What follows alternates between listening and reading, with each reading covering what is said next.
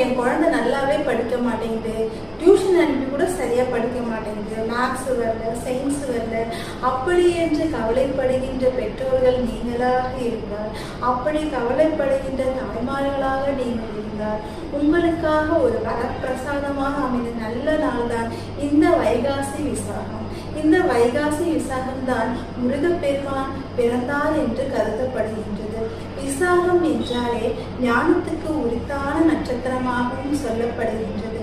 ஆகையால் இந்த வைகாசி விசாக தினத்தன்று நீங்கள் முருகப்பெருமானை நினைத்து விரதமிருந்து அவருக்காக பால் குடம், பால் காவடி இவற்றை எடுத்து அந்த நாள் முழுவதும் அவரது திருமந்திரங்களான கந்த சஷ்டி, திருப்புகழ் இவற்றை சொல்லி வந்தால் நிச்சயமாக உங்கள் குழந்தைகள் கல்வியிலும் கேள்வியிலும் ஞானத்திலும் சிறந்து விளங்குவார்கள்.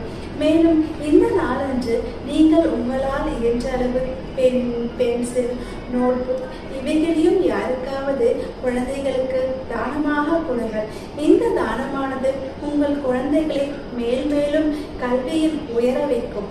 ஆகையால் இந்த வைகாசி விசாக தினத்தன்று இந்த முறையை நீங்கள் செய்யுங்கள். கண்டிப்பாக உங்கள் வாழ்வில் மறுமலர்ச்சி வரும்.